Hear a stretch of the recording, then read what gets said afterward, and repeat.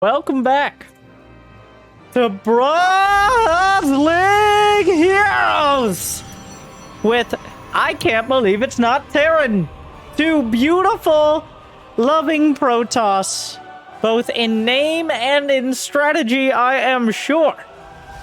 Let me first introduce you to the terrifying, brutal murderer with a forge on the way. FluffyPuppy. And of course, on the other side, wait, no, this is still FluffyPuppy. It is Sweetie, which is, what's going on here? I don't know. Those are some names. I don't really have time to comment on the names because this isn't TVT, it's PvP. So now they're all building all of their buildings on the other side of the map. At least for the most part. We've got so FluffyPuppy is building a cannon to destroy the assimilators that Sweetie built in his base to block his gas. Cannons do not cost gas. More news at 10. Meanwhile, FluffyPuppy,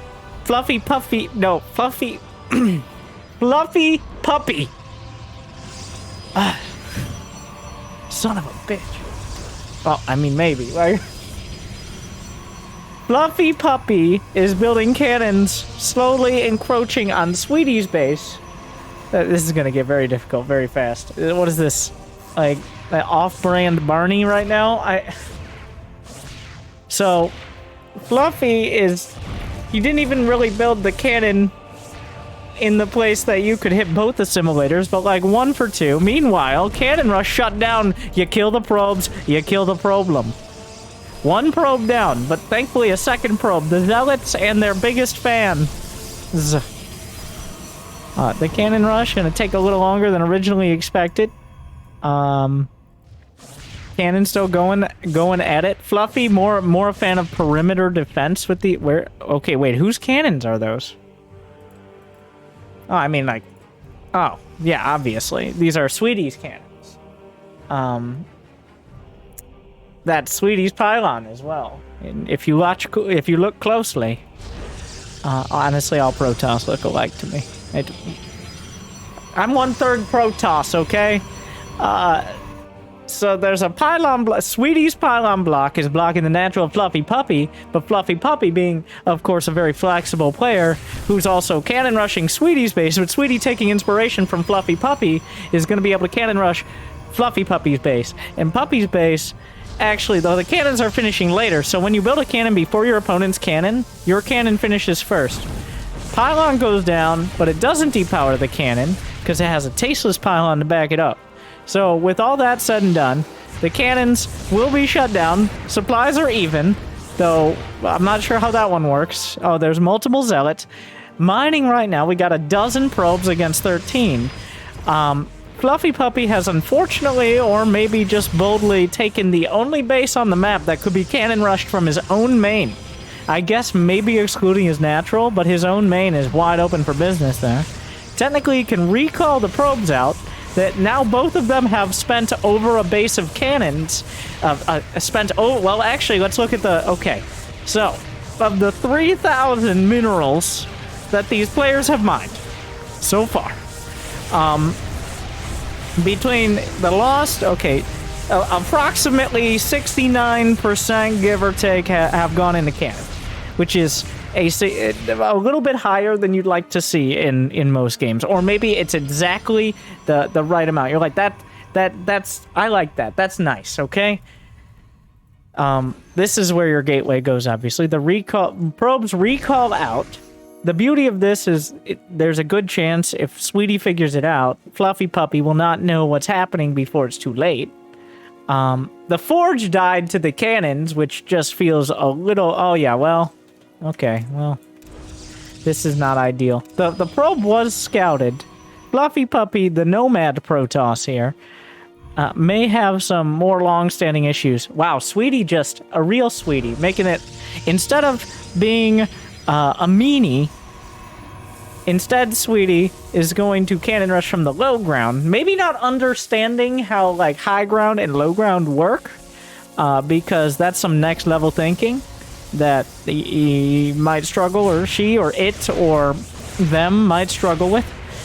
This is the probe leading the Zealots on a wild cannon chase. Little do the Zealots know they should be chasing the cannons and not the probe. Speaking of probes, the problem was handled. So now, okay, what is the probe count on the other base? No, one probe's coming home. Sweetie sent a probe home, which is optimistic. The cannons will kill it, as the border checkpoint is still in effect. And at the end of the day, FluffyPuppy, well, wait a second. A Zealot! There's no cannons to protect. The Zealot killing probes. The probes! Citizens arrest, but how many will fall? A Zealot comes out. They'll 1v1 it. That doesn't seem very fair. Oh, but there's another Zealot. Oh, that doesn't seem very... Yeah, how the turntables have turned. A cannon on the way, unfortunately. The Zealot, quite ready, but the probes are pulled again. This time, like, he's losing a lot of probes. That is a lot of... But the cannon rush continues. It's more like a methodical cannon march.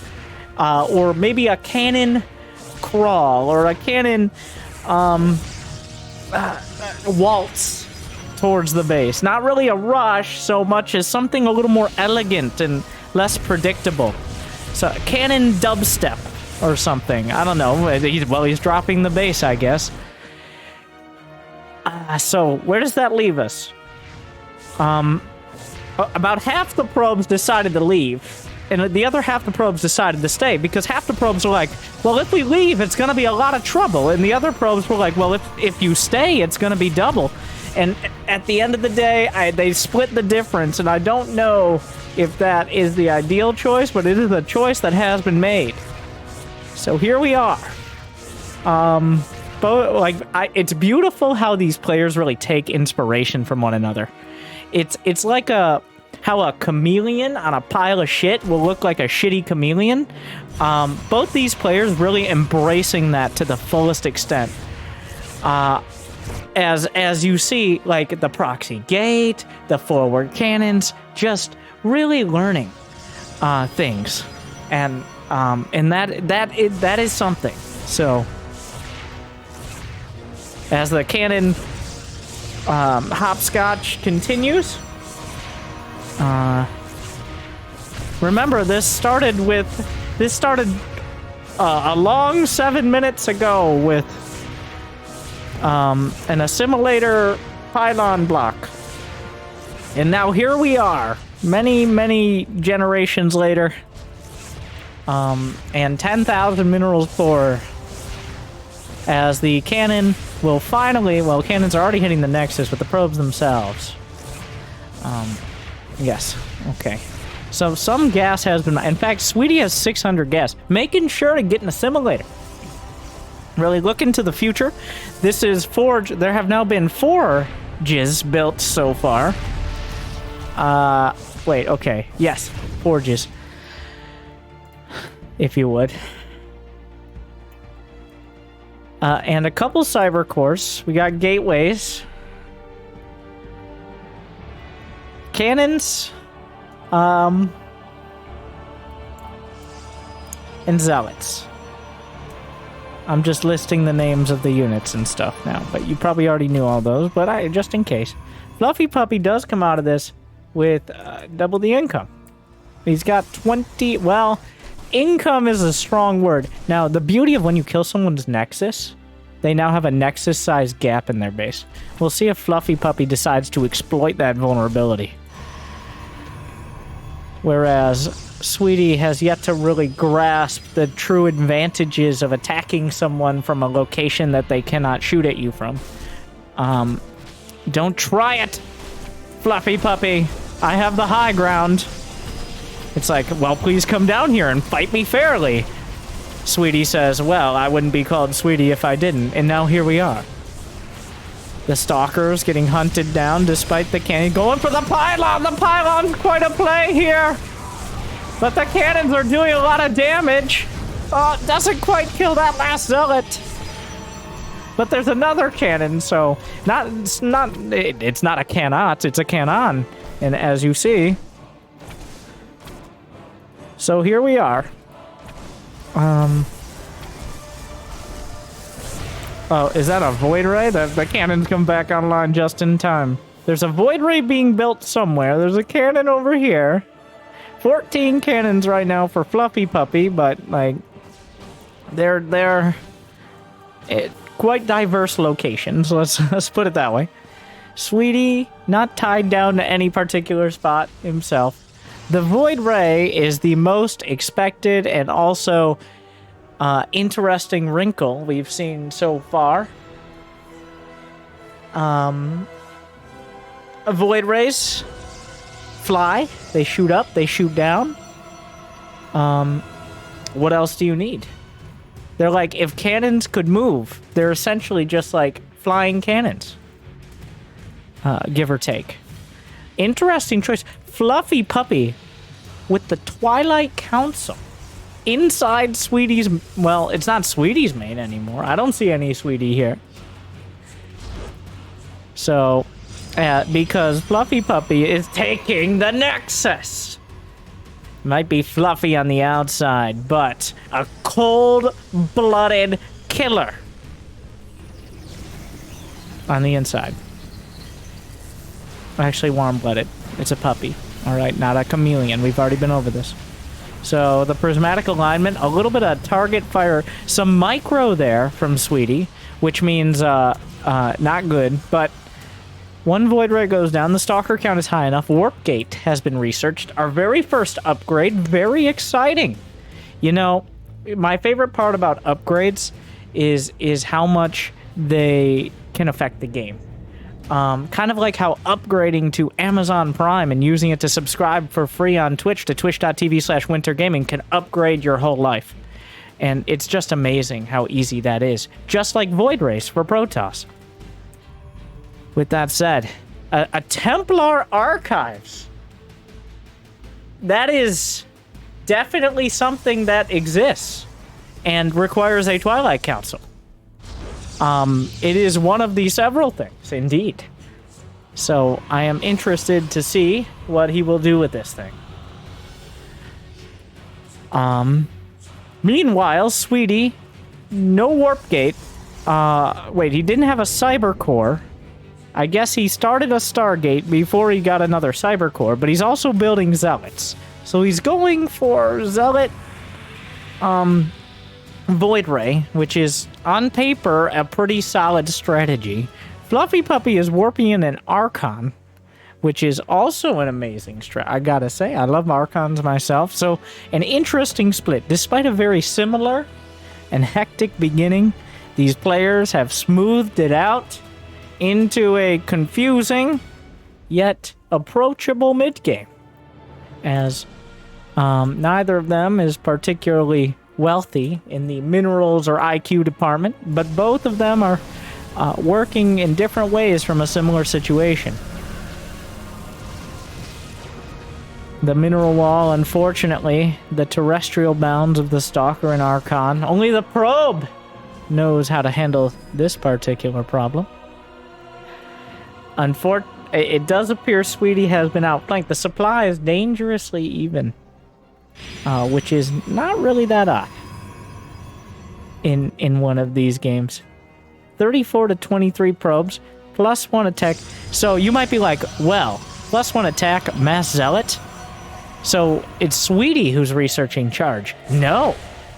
FluffyPuppy, who has 2 zealots, is the one researching charge. Shield battery could be overcharged as well. It looks like Sweetie, well, he's adding pylons on. To FluffyPuppy's main hasn't... Oh, well, FluffyPuppy still has cannons. Warp Gate is not researched yet. There's a Stalker here. That's just... Okay. Oh, wait a second. Oh, had us fooled for a second there. Not this time, though. Not this time. This time I put my glasses on. So, Archons... It looked for a second like Sweetie was gonna really understand how high ground vision worked, but thankfully, that realization passed by. Charge coming up, FluffyPuppy. As these players, like, dozens of actions here. Every single minute. Really trying to capitalize on the advantages they built for themselves. Whether it's FluffyPuppy with his Templar-based Nomad strat, or Sweetie with his Brood War-esque commitment to gateway units. Also some Void Rays, unrelated. As we see expansions from either side, which will put us at FluffyPuppy is going to be at technically 3 bases. Sweetie at I'm gonna go with like 1.3 is the number I'm gonna land on here, I think. You can see FluffyPuppy starting to pull away. And the minerals count. Oh, the Void Rays, prismatic alignment. The army, including the zealots for moral support, called into action. The Nexus targeted. Prismatic alignment, though, burns through. And 3 out of 4 Void Rays will escape. Immediately replaces the base. Is shield battery overcharged? I mean, technically it's online, but is he ready to use it? Is he prepared to go all the way? The Zealots will close the distance. No Twilight, no Warp Gate even. So the charge lots, the small shield battery cannon outpost, I don't know if this is going to be enough to turn the tides here, but it certainly doesn't hurt. Archons don't care too much about cannons, especially if there's no overcharge or units to back them up. It does kind of look like, instead of a dramatic and epic conclusion, that FluffyPuppy may actually have built an army and will just win the game with it. But, at least for those of you watching live and not liking and subscribing on YouTube and accidentally hovering over the timer seeing there are only 3 minutes left. No, for those of you live enjoying this, such as it is, little do you know, there's 28 minutes left in the game, he said, with no confidence in that fact. Now, Void Rays, I never spoil myself, alright? These are about as close to spoiler-free as they can be, while still coming recommended from amazing individuals in the Discord, judging the absolute sea of mediocrity to find the islands of beauty in the shit sea of Bronze League Hero submissions. Thank you for sending them in, and thank you to WDBOCT12. Yes, 12. A dozen for judging this one worthy. I've enjoyed it. Though I am hard-pressed to see comeback potential here for Sweetie.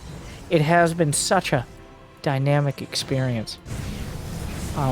Prismatic alignment definitely scares that Archon. And it doesn't do extra damage.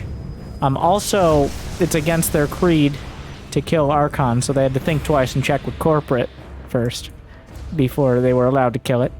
But after getting the go-ahead, they do finish it off. Now, FluffyPuppy is expanding to what should have been Sweetie's natural.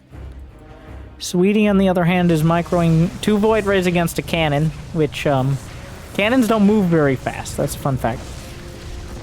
Though they do block Archons until the cannon dies. FluffyPuppy seems to have pulled it all together. As an Oracle in production is also a unit. FluffyPuppy's now, he's getting kind of dangerously close to actually maxing out. Sweetie, not as much. Not as much right now.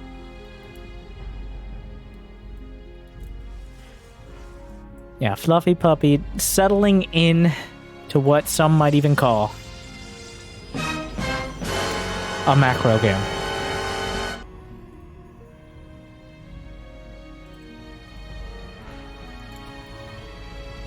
Two more Void Rays, but these 2 Void Rays are different, okay? They have the benefit of knowledge and experience gained by the Void Rays before them. And with that knowledge and experience,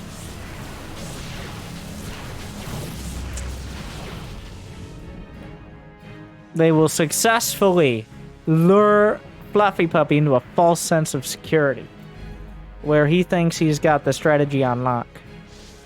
He thinks that having a dance festival with a dozen Archons in his base is a real, legitimate strategy for winning the game, as opposed to microing 2 Void Rays against cannons.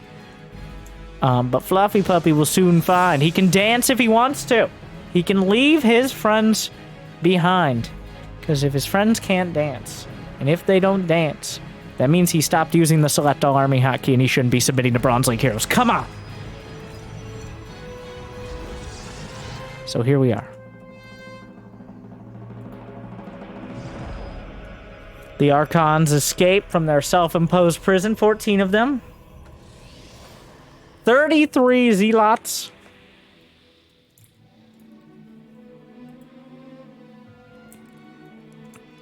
All this, I gotta give a shout out FluffyPuppy. With 43 average actions per minute. Up against 64 of his opponent. Showing that quantity is not always a substitute for quality. Unless the quantity is a significant amount of Archons. In which case, that is quality. I don't know why there's a debate. When your Archons take up, like, the thickness of your Archons is not measured in their number, but in how many screens, I'd say we got about a 0.6 screen right there of Archons, which is nearing one of our regional records, I think. It's rare you get anywhere above 0.5, to be honest. Ooh, caught between a rock and a hard place. Unfortunately for Sweetie, looks like he finally started ramping up that Stargate production, but was never able to dislodge the cannons. And he just has to tap it out. I will say, the game, FluffyPuppy adapted, Sweetie not so much. And after 22.5 minutes, we have our conclusion. And I think probably saw it coming from a little while out. But still, these players just tit for tat, back and forth. Remember, FluffyPuppy started it. Never forget. Sweetie was not cannon rushing up until FluffyPuppy started it. It's not Sweetie's fault that they were unable to adapt, okay? It's FluffyPuppy for being a cannon rusher. So judge that as ye may. Thank you again, WD BoCT or whatever, something like that. And thank you for watching. I hope you enjoyed. Like, subscribe, ring the bell. These video... Occasionally, these are accurate days. It happens more often than not. Ish. So, check it out every single day, except for a couple of them. And I hope you enjoyed. Bronze League Heroes.